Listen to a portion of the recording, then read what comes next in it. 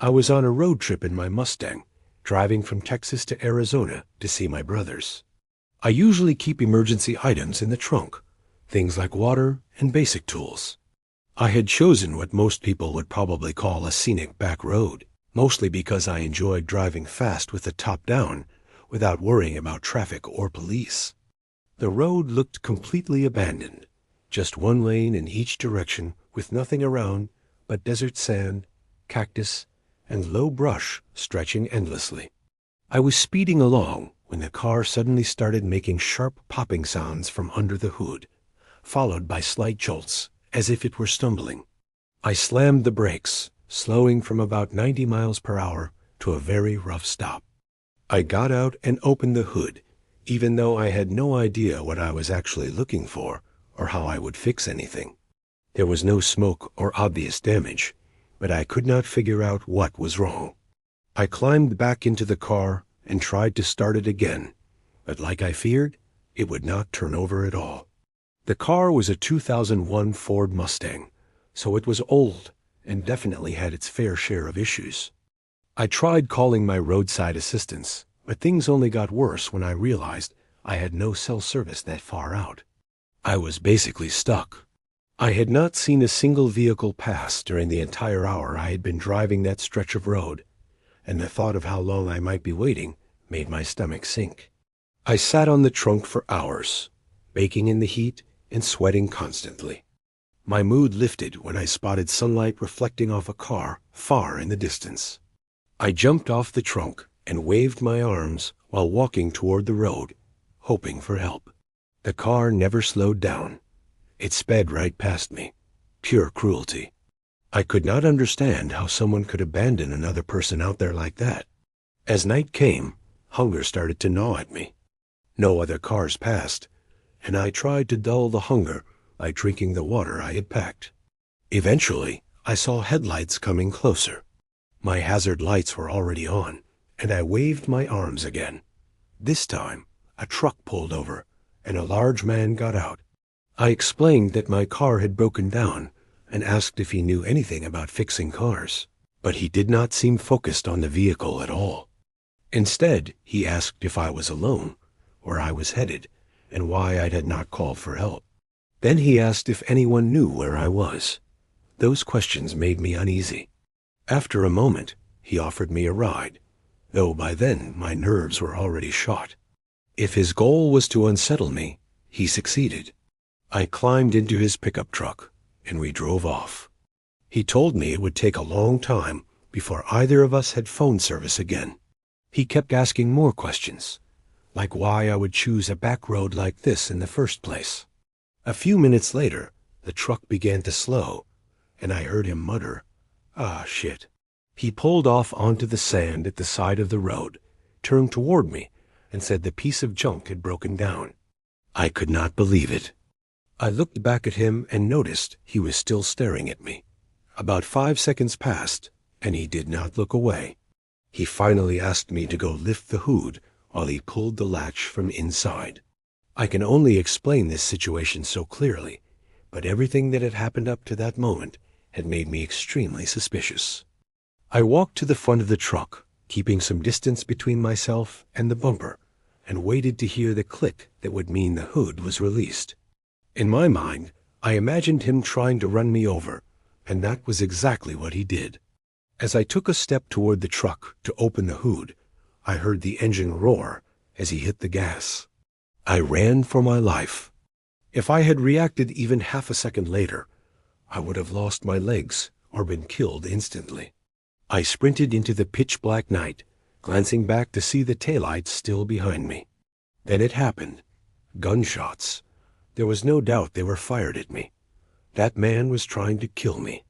It was far too dark for him to hit me easily without pure luck, but I was convinced I would die at any moment.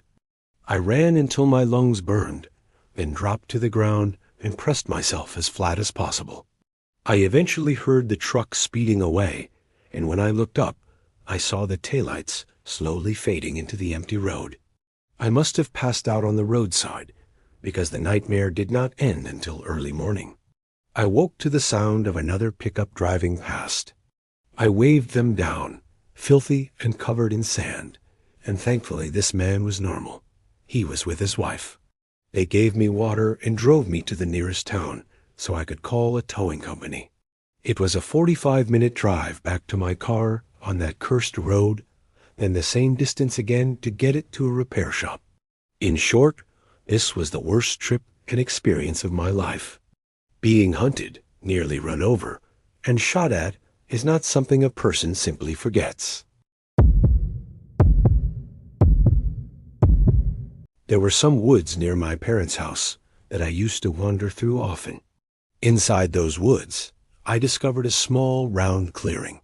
A quiet stream ran beside it, and there was a large rock in the middle where I liked to sit and read.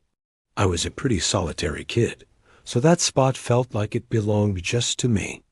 One afternoon, like any other, I walked to the clearing, sat on the rock, opened my book to where I had left off, and started reading again. It was not quite midday, more like late afternoon, and the woods were slowly growing darker. Then I heard footsteps behind me. I put my book down and stepped into the trees to see if there was an animal nearby. As a kid, black bears always scared me the most. I heard the footsteps again, so I quietly followed the sound. Whatever it was, it moved quickly, much faster than I could manage while trying to stay quiet. Then the sound stopped. I assumed the animal had gone off somewhere else, and as long as it left me alone, I did not really care what it was. I turned back toward my clearing, but the moment I could see it through the trees, my stomach dropped.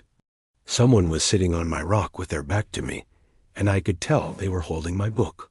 I did not know whether to approach or run, not until the man spoke out loud.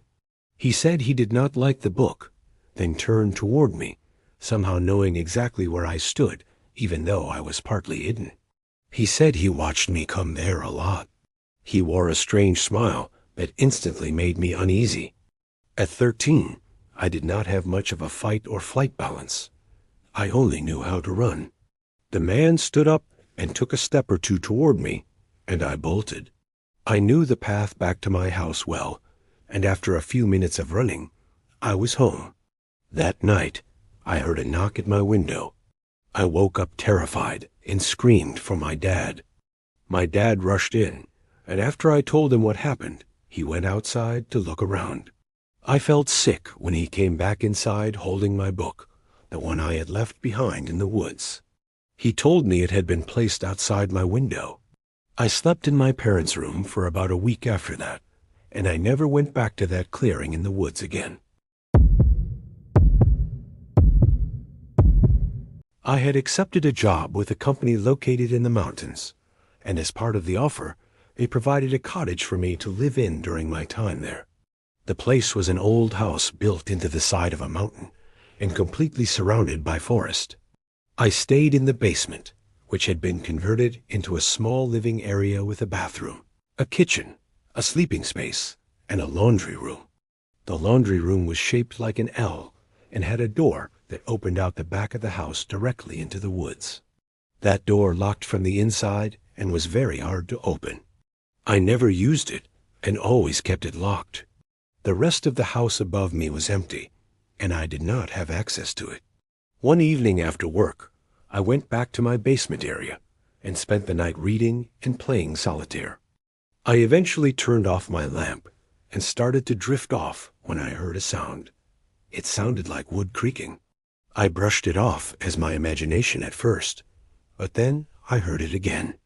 I thought maybe a kitchen cabinet had not been closed properly and it swung open. I checked the kitchen, but every cabinet was shut. I opened my closet next, thinking something inside might have caused the noise, but there was nothing there either. The only place left to check was the laundry room. I opened the door that led from my living space into the laundry room and was immediately blasted with cold night air. I slowly turned the corner and saw the door that led outside swaying in the breeze. I am completely certain that door had been closed, and as I mentioned before, there was no way it could have opened on its own. I still do not know what happened. Was someone hiding in the laundry room? waiting for me to fall asleep before slipping out? Was it something unnatural? Either way, there have been very few moments in my life when I felt that level of true fear. Tennessee has some truly strange people out in the wilderness. I spent a lot of time hiking while I was in school there. I made some great memories, including time spent with a girl surrounded by thick forests and open trails. Tennessee has solid access roads to well-known hiking spots, along with countless smaller trails branching off in every direction. Sometimes you really need to know what to watch for when it comes to trail markers, because the most interesting places are usually far out of the way.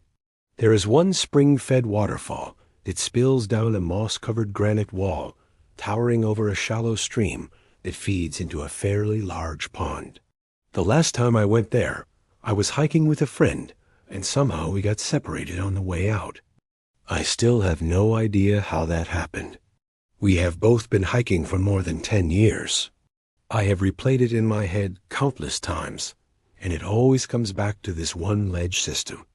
To reach the top of the waterfall, you have to take a longer detour that includes an old wooden railing and a 3-way branching set of ledges. I have taken all 3 routes before, and they all eventually lead to the same place. Each one only takes about 3 or 4 minutes to move through, and they feel like narrow, rocky corridors. I no longer take the left route, because I am almost certain the large stains in the center are blood. I do not want to know what happened there. It is strange because the left path looks the most welcoming. Flowers grow from vines that weave through the moss-covered stone. Anyway, I was about 45 seconds ahead of her and chose the right path when I realized I should warn her to avoid the left. Turning back is difficult because of the slope and the short drops that turn into tight climbs. Forget it. It would be faster to push through and call out. I exited the right corridor and moved to where the middle path drops off. I shouted, but there was no response. That meant she took the left. I rushed over and climbed into the left corridor, thinking she had seen the stains and panicked. Honestly, it looked like someone had been beaten to death there. I ran up the corridor, but she was gone. I called her name. Nothing. That was when the fear hit me.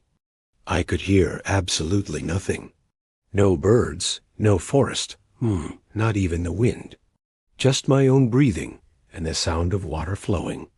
I traced the left path all the way back and noticed a few side passages if you missed certain jumps.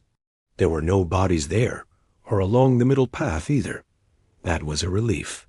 I decided to head to the top of the falls so I could get a better view. When I reached the top, Ashley was sitting there waiting for me. She told me she had taken the left path with a trail guide. That made no sense. There are no trail guides. There are park rangers, but she knows the difference. They would never be inside the rock maze.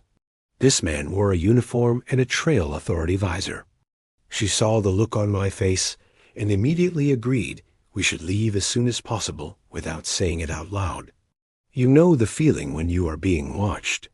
We pretended we were heading back to the car for more water, and I left some fish food in a small crevice, like I always did before we left. She showed me a strange side passage that definitely did not exist a year earlier. I walked around the area and realized you could crouch and move through the labyrinth if you stayed left. Looking back, we should not have taken another route. I think that man lives in those tunnels. Ashley said he kept trying to guide her in a different direction, but she followed the light and later saw him standing in the tunnel as she walked toward the top. That means he was there while I was searching for her, and that she followed him before noticing the blood splattered across the floors and walls. And that is not the worst part. The fish food I left in the crevice was sitting on the hood of my car. Her water bottle was gone too. She had it clipped to her pack with a carabiner, so he must have taken it at some point. That is unsettling, because we hike fast. We never went back there, and we never will.